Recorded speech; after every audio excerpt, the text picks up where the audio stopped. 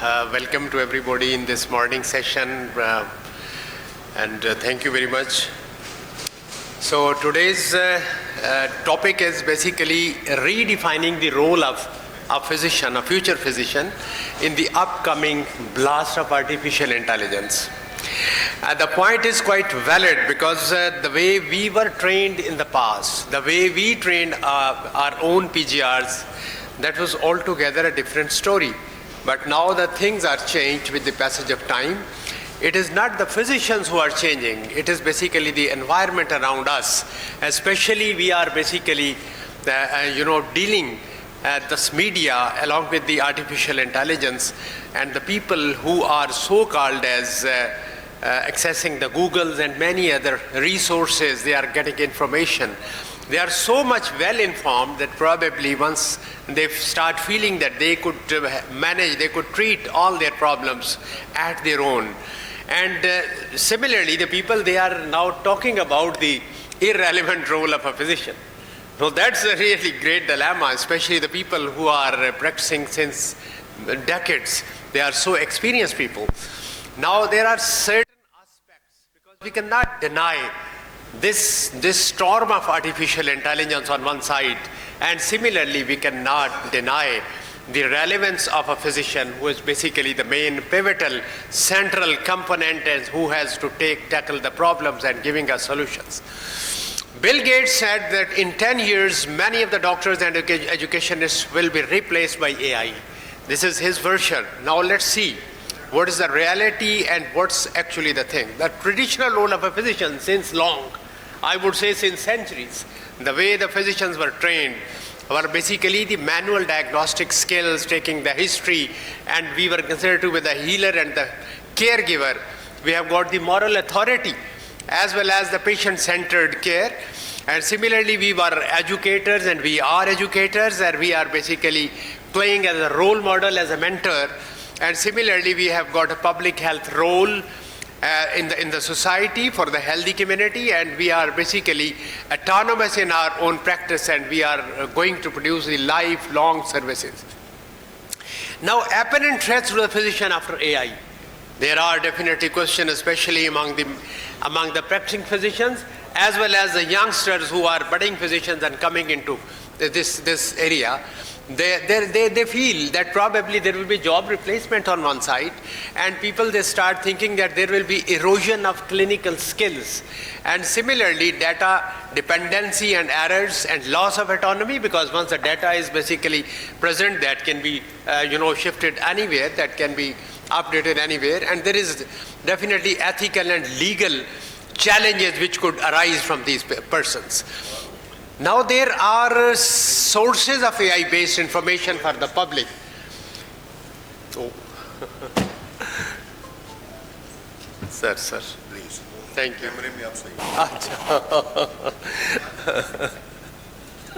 Thank you. And the main hurdle is this basically. The sources from where the public get information, who are basically not doctors, but they want to get information about their symptomatology and their expectations, their problems, the complications. They are basically Mayo Clinic Symposium Checker, AI assisted.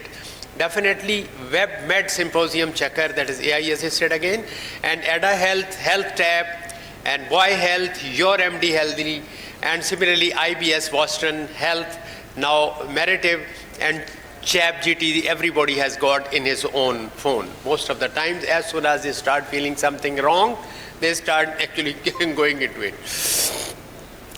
Now a question comes that whether we should shut our eyes that probably AI is coming in and let's see what's going to happen. No, this cannot be the real story.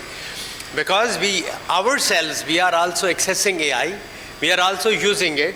Now the question is, where this AI can help a physician, because there was definitely gaps between the patient, symptomatology, communication, accessibility to that physician, and then getting the valid information, processing them, and after comprehending, making a unifying diagnosis, list of differential diagnosis, confirmation, and then followed by the whatsoever kind of the list of strategies of management.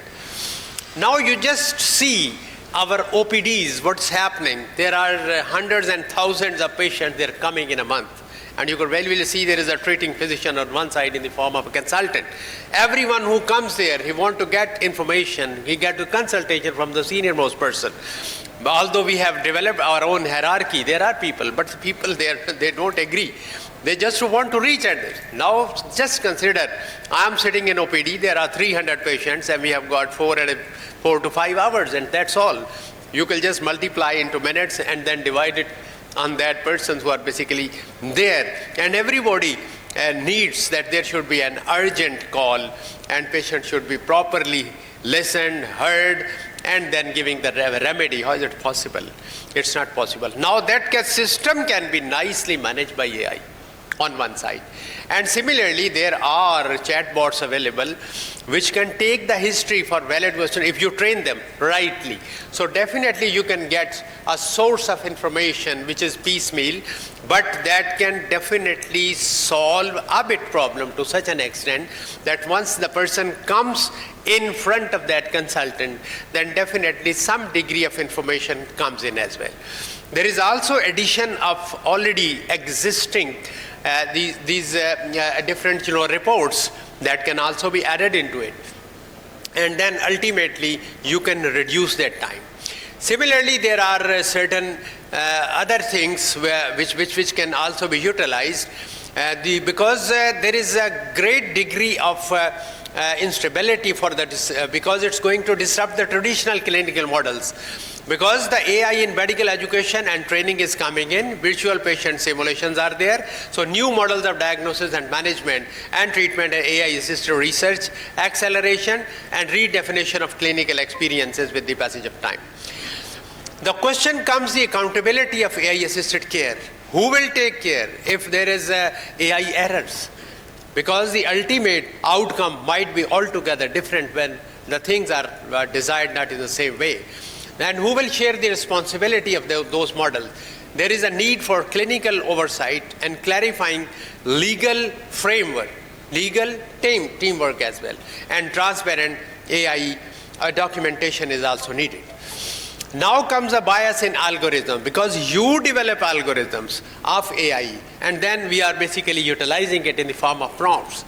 So that needs skewed data, and health disciplinary disparities may also worsen with the passage of time because you develop it that might not be the same, and a stereotypic way might not be acceptable for everybody or every system. And physician basically as a fairness advocate and algorithm audits essential is also necessary, because you have to redefine that algorithm with the passage of time. That cannot be applicable everywhere and every time. Ethics, another matter. There is loss of patient autonomy. For example, a patient coming to us, there is a young lady who is going to be married very soon, but unluckily there is hepatitis B positive. So that can never be disclosed because there could be a social dilemma for that. Similarly, there is a consent for AI involvement, definitely, and moral agency of algorithm. Without taking the consent of that patient, you cannot enter that data. Similarly, maintaining the compassion and AI transparency is a crucial matter. There is a cultural sensitivity because AI is basically a bland thing that cannot actually think what we are, because there are certain cultural norms and there are definitely the ways or religious practices, and there are some regional things which are being applicable. But AI will definitely not rationalize according to the requirement. Similarly, data privacy and confidentiality I have already talked about, and legalities are also very, very important. So once we decide that we have to bridge the gap between the community, between the public on one side and the people on this other side who are basically the treating physicians, then we will have to chalk it out. Some things are mandatory to be learned now. We cannot deny. Once a change is basically coming into any society, there is division of 3 sectors. One, very, very few people who bring the change. There are some people who respond to that, but there is large community which either is in a phase of denial or probably they are looking for a very good day once the change is no more there. Now the question is whether we should be in a state of denial. We cannot. Simply, we are not the change agents, but we can bring this gap to its shortened extent. Now what should we do now? We should basically start giving emphasis to the soft skill, because the communication skill you can never deny. AI is on one side. For example, you take the session of a counseling, because there are many questions which could arise which AI cannot answer. You may train them time and again. You can evolve certain things into it, but yet everybody has got the right to think in a different way. Every individual is a different entity. Every physician is a different entity. We know that. So that's the reason that the communication and compassion that has to be learned, that has to be reviewed by the physicians, and our own importance and significance could also be given to that. So similarly, emotional intelligence and AI-driven word you cannot imagine, because these are emotionless. You can add some emotion, but definitely the way we are going to empathize, that cannot be replaced. Similarly, cultural competency, because a person could only survive in any community if he has got the ability of cross-cultural competence. For example, in Sindh, in Punjab, in Kashmir, Balochistan, and globally, if you are going to be acceptable, you are going to be accepted by that community, it means you have got a very good cross-cultural competence. This cross-cultural competency is a humane structure that depends upon the humanities. That is not the AI-driven. So similarly, humanism is high-tech environment. Now let's come towards another point. If you want to add it, and we have to add it, so we need faculty development in that. So regarding this, I would suggest that we should start learning these tools, these agents, and trying to develop algorithms. We should be going into the generative AI as well. We should be able to properly identify the prompts and how we can actually further propagate them. And we should train the trainers, and creating AI mentors in academia, encouraging clinician researcher hybrid models. Similarly, building comfort with technical tools and prompting scholarly innovations. And there is a need of interpersonal learning. It means that on one side there are IT experts, and on the other side there are physicians. We have to collaborate. If we want to bring models which are really suitable for the public as far as the physicians and for these patients. So this data is definitely changing. So with this concept, I would say that we are basically in a phase which is called as changing paradigm in healthcare. So there is a shift from reactive to proactive care. This is a point to be understood. Reactive is that we are going to prepare ourselves for the answers once we are going to listen the questions of the patient. But we should learn what kind of questions could be asked by the patient, and we must be preparing ourselves with AI.